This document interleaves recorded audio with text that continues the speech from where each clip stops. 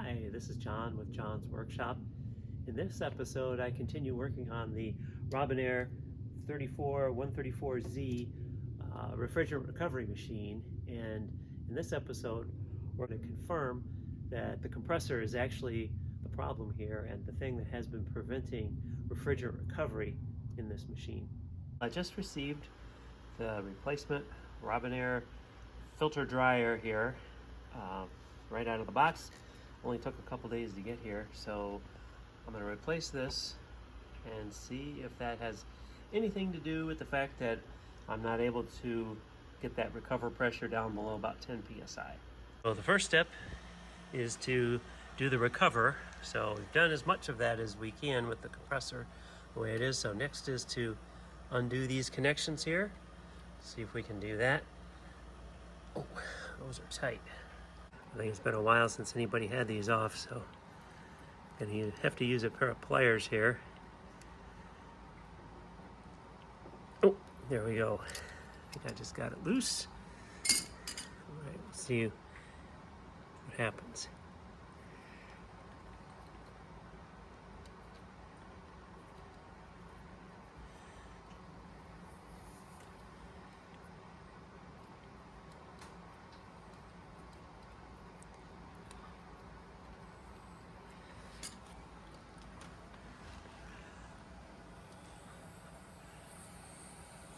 You can hear a little bit of leakage.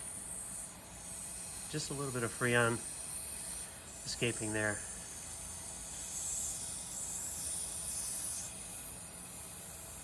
Primarily because the compressor was unable to really pull that out.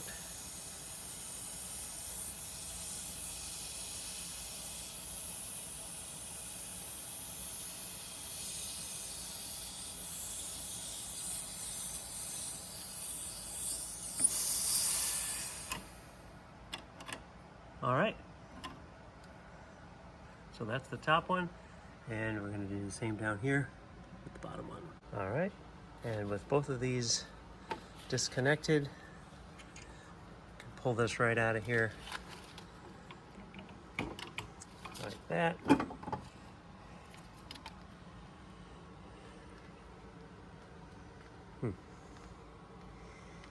Whoa, a little bit of oil dripping out of the bottom of that one. All right, the new one's back in, complete with the new rubber seals and the connections there. And I just did these hand tight, so hopefully that's sufficient. Got the Velcro strap back in there. And so now it's time to reset the filter, and then we'll try evacuating, see if that makes any difference at all. Okay, we're gonna charge again, watching this gauge here, just to make sure that it goes up. So here we go. Oh yeah. So we're trying to charge, and of course that's going to go up to the tank pressure, which is shown on this gauge here. So you can see it's about maybe 60-ish, 65. And under here we're seeing, you can read that, yeah, a little over 65, 68 maybe. All right, so now we stop this, and then we're going to tell it to recover.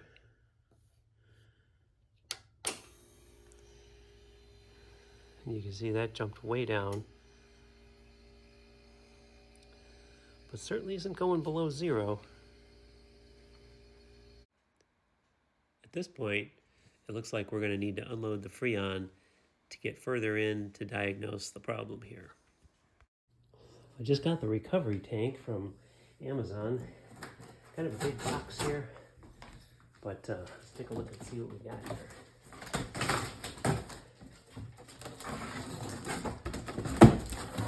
How about this packing job here? I guess it just rolls around in there, and that's how it was packed. And this, I'm guessing, was part of the deal, but for whatever reason, it did show up here, and there it is. Got the vacuum tank out here, and I'm ready to hook up to it. It's still pressurized with nitrogen, but the first thing to do was to get these two pieces together. So this is the adapter that came with the unit, and this allows you to put that quick disconnect on a tank to load the Freon. So we're just going to use it in reverse here. But on this tank, I had to get this, bought it off of Amazon. It's the 1/4-inch flare to 1/2-inch Acme. These didn't quite fit together too well, and I ended up having to reduce the diameter of this. I just put this in the drill press and kind of filed this down because that had to get in here and actually make contact with that rubber seal. And for some reason, the one that came from Amazon, really just the end of this was too big by, I don't know, 40 thousandths or something. It was pretty significant. So anyways, now this goes together, and I put it on the tank here, like that, and the vacuum pump's running in the unit. So I'm going to put the quick disconnect on here, and there we go. And then turn that clockwise. There's the gauge here. See, it's turned off, but now you just heard the vacuum pump. It's sucking the air out of that hose, and it'll come right back down when I shut this to off and wait a while. I don't see that needle moving up at all. And you can also kind of tell from the sound of the vacuum pump that we're pretty low right now. I don't have the gauge connected at this point, but I think it's sealing pretty well all the way to the tank. So the next step is to let the air, I shouldn't say air, the nitrogen that's pressurized in this tank, let that out before we start sucking the tank down, because you don't want to put 80 or so psi directly into the vacuum pump. So what we're going to do is let it out of this port here.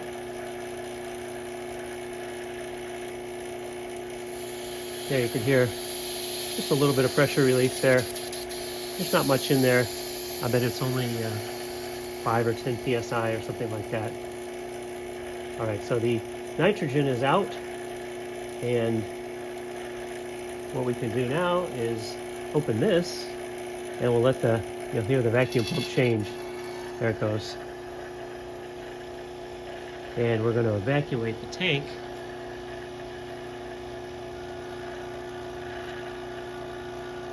And once that's evacuated, then we'll be ready to put the Freon in.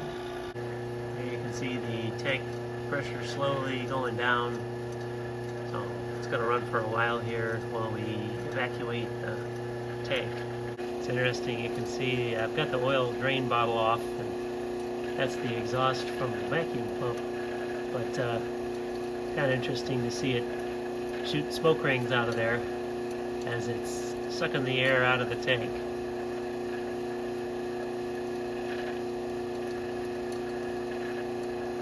Here's where we are after about 15 minutes.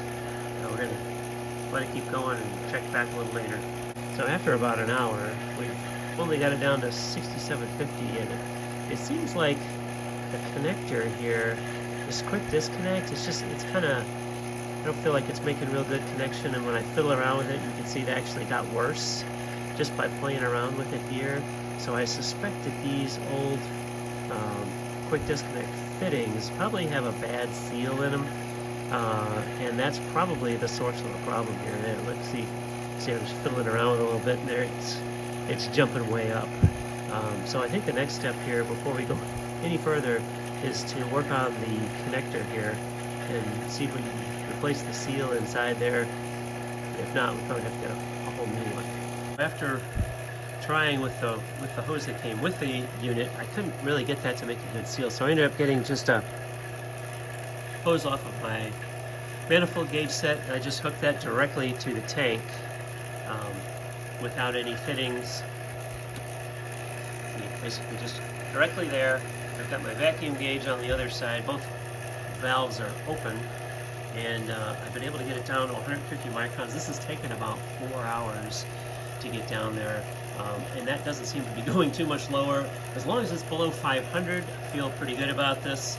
So we're going to get ready and transfer the Freon then as much as we can from the main tank in the unit into here.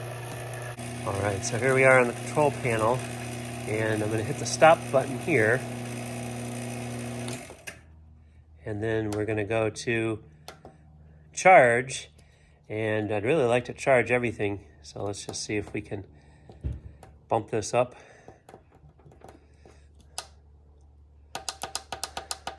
Right, for some reason it's not letting me put more than 0.4 pounds in here. I don't know why, but I want to go ahead and get something in there before I lose my vacuum. So I'm going to go ahead and hit start and we'll see what happens.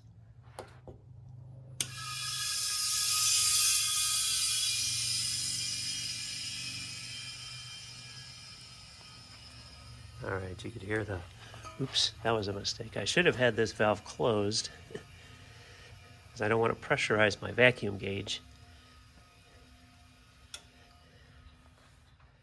And now it says charge complete, but for some reason it wouldn't charge more than that. Okay, I got it to charge, but I think I might have messed up the calibration.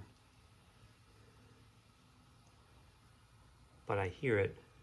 At least the pressure's higher. It's not a vacuum anymore, so I don't have to worry about losing vacuum in the tank, but I can hear it.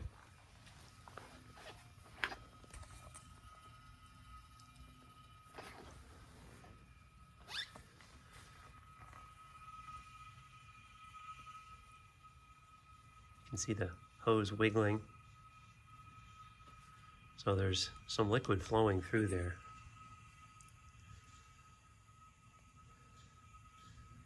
So I'm just going to let this sit here for a while and try to get the Freon to transfer.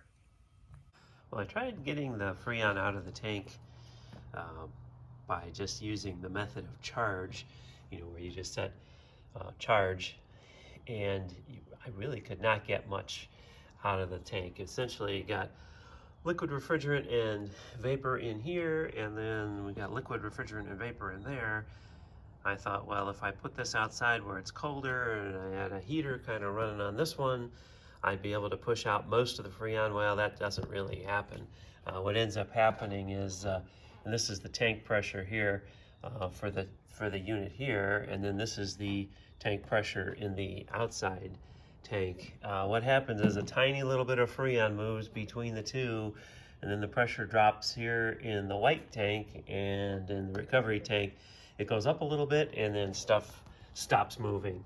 And so there's no way we're going to get the Freon out of here without a recovery machine to pull it out and actually pump it into this tank. So that's the next step here, is to get one of those recovery machines. I got about 5 pounds of Freon out. The process I was using to heat up the one tank and cool the other tank actually worked pretty well. And I think at this point there's no liquid in here, because here you can see the pressure's only like 30. But the temperature is like 54, 53 there, and you can see that if it's saturated, it should be 49 psi instead of 30. So I think there's just a little bit of vapor in there, and that needs to be removed. To remove that, I ended up buying this Robinair machine, and it was kind of expensive, but I think I'm going to use it in the future for some R12. So I've got that connected up.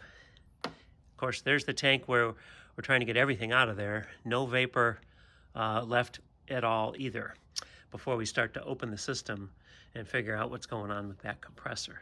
So our next step here is to recover the refrigerant, and going to end up putting it into the same tank where I had it going before. So here's the recovery tank.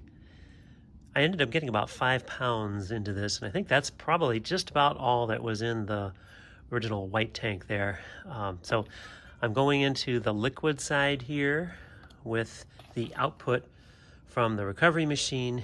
The input from the recovery machine goes first through this filter, and then I've actually just hooked this yellow hose to the low side so I can pull it out of there when I start charging it. So the first step is going to be to go ahead and start the charging. So that opens the valve here.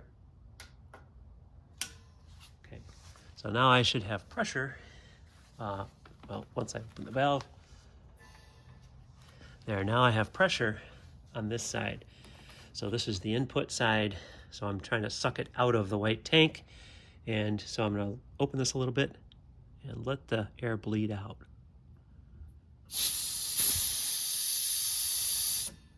Okay, so now that's bled out. I'm going to do the same thing over here. I'm going to open this. Actually, this is the liquid side, so I don't really want to do that, do I? All right, so now I've switched over. I've got the vapor side connected here because what I want to do is open this valve and then loosen this fitting to let a little vapor out. I don't want to run the liquid through here and let it out. So I'm going to go ahead and open this. Okay, now we should have pressure here.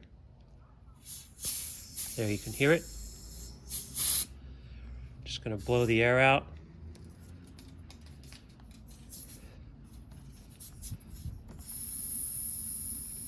Okay. That should be sufficient. All right. Now we're ready to fire it up. So first, they tell you to open this, which is the output side. And then turn this on. And then we open this.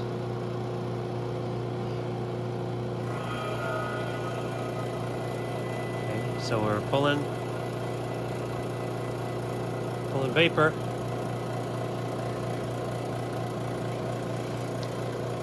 And we're at about 20 psi here.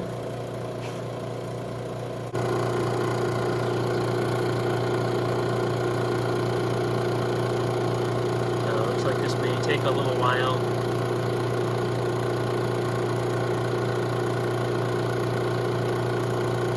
We're probably going to get this down to maybe minus 10 inches of water.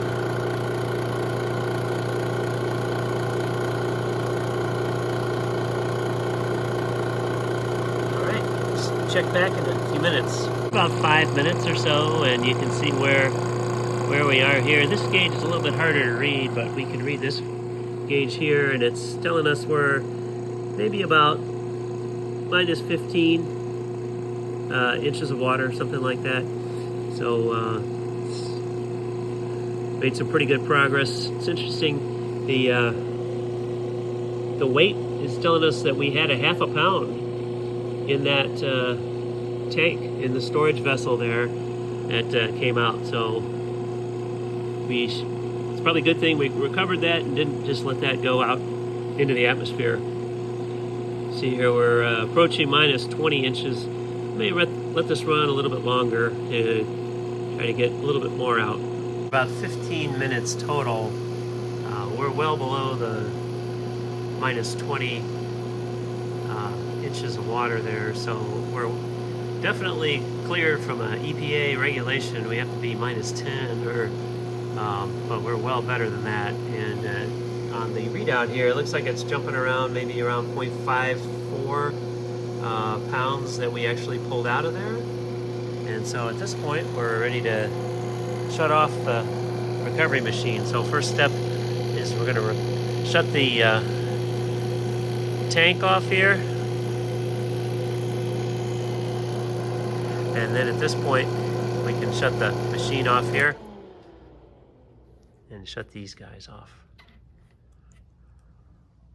It's a shot of the side of the machine. In case you're wondering, it's a Robinair RG3 that I ended up getting. It was pretty reasonably priced. Looked like it would be good for a variety of refrigerants, and found a good deal on Summit Racing. It was actually better than Amazon. So anyway, for this first use, I was really pleased with how it worked. With all the Freon out, I was able to disconnect the compressor connections and drain the oil out of the compressor. And I found quite a bit of oil in there. This is the last little bit of oil that came out, and you can see it's separated.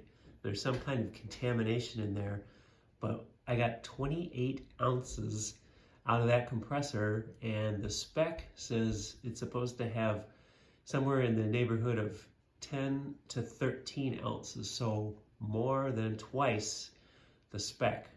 And I'm wondering if that is related to why it can't suck down below about 0. It's supposed to get down to minus 10 inches of water, And so this could be the problem, is having too much oil. But we'll see. Here's my setup to try to get the oil out of the storage vessel here. So just rigged up a 110 volts to the air purge solenoid valve, and you can see there's already some in this container here. So I'm just kind of going to plug this in, and yeah, there you hear more runs out. Kind of got it sitting like this so everything will drain to the bottom, and the pressure in there is just coming from compressed air. I just put a little bit of compressed in there, air in there, about 40 pounds, 40 psi. So right now everything is just draining out that was in there, and I'm catching it in this little glass dish here. Well, the tank has been upside down here for about an hour or so, and I think I'm getting just about the last bit of oil out of there. There you can see I turn it on, turn it off again, and there's really just air coming out. So I think the tank is empty from all the oil that got in there. This gives you an idea of how much came out of the tank. So not a huge amount, maybe for however old this machine is. For 17 years of use and people forgetting to drain the oil all the way afterwards, maybe this isn't too bad. It does look kind of contaminated here. You see some, I don't know what that stuff is, kind of a light white colored, maybe it's a little bit of water or something mixed in there. But might throw the weight off a little bit, but for the most part, this probably really wasn't creating any kind of a problem. I need to fill the compressor with the right amount of oil just to see if it's even working. So I decided I'm going to try to siphon the better oil down below whatever that other stuff is on the top. So I'm trying to siphon off enough here to fill the compressor, and then we'll see if it's actually working or not. I'm in vacuum mode, and I'm evacuating the whole system. You can see I'm just kind of starting the process, but I've opened up all of the solenoids using this jumper wire.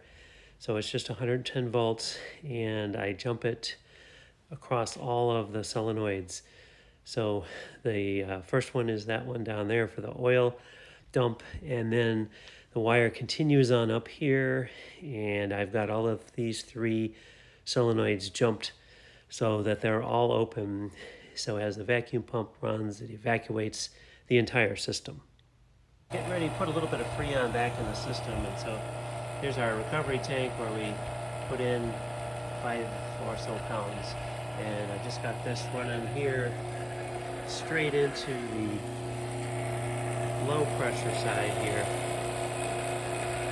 So no connections other than just these connections here, and we're down to about 790 microns.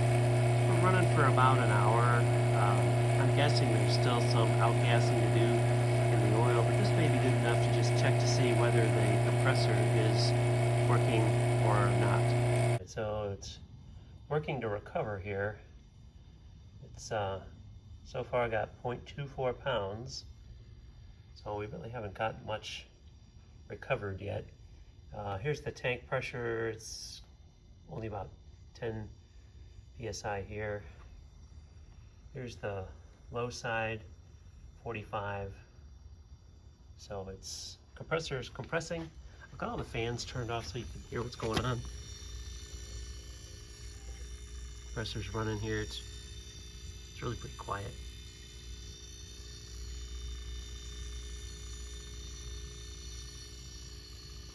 In on the progress here. So it's definitely recovering more. There's 0.46, and you can see the tank pressure is going up here. It's just over 50 now.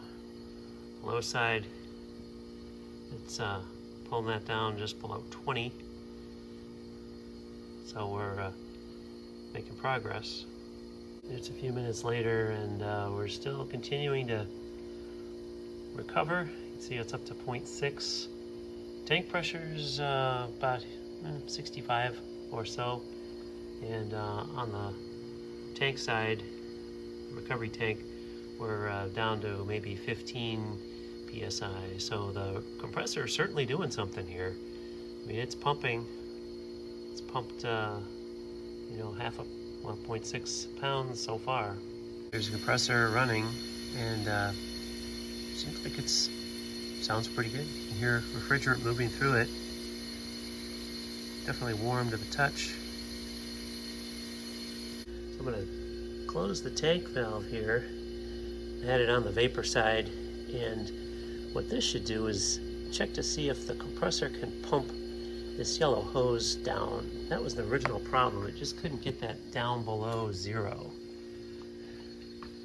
So we'll see what happens here in a little while, if it can actually pull that down or not. Well, it looks like the compressor's probably bad. So you can see it's really not pulling down below 15 much there, 12. It should be all the way down here, at least 10 inches of water below atmospheric. So thought it was the oil being overfilled, but evidently it just is the compressor. So it looks like we're going to be getting a new compressor. These are the fittings that are used in several places in the machine. It's called a bubble fitting, and it's a flare in the copper, and then there's a rubber O-ring that actually does the sealing. And so on this joint, for example, you can see how it slides in there like that, and then this O-ring is compressed when the nut tightens that down on the flare. So that's the typical connection here in this machine on a lot of these fittings. So I need to check to make sure that this oil drain solenoid isn't leaking, because if it was leaking, it would leak gas back into the compressor, and that would hurt the ability for it to reduce the pressure on the suction side. So one last check, and if this is good, then that means the compressor's definitely bad. So what I'm doing is I've got my shop air, my compressor here with this little kind of a rubber tip. You can see there I've got the regulator set to about 70 psi, and so I'm just going to put the tip in here and turn it on, and you'll hear the airflow. There we go. You can hear it flowing, but nothing was coming out here. The solenoid can withstand at least a 60 psi delta across here and not leak. So that should not be the problem. So it really does point to the compressor being bad. In the next episode, we'll replace the compressor and a few other components. Hope you get to tune into that one. Thanks for watching this one.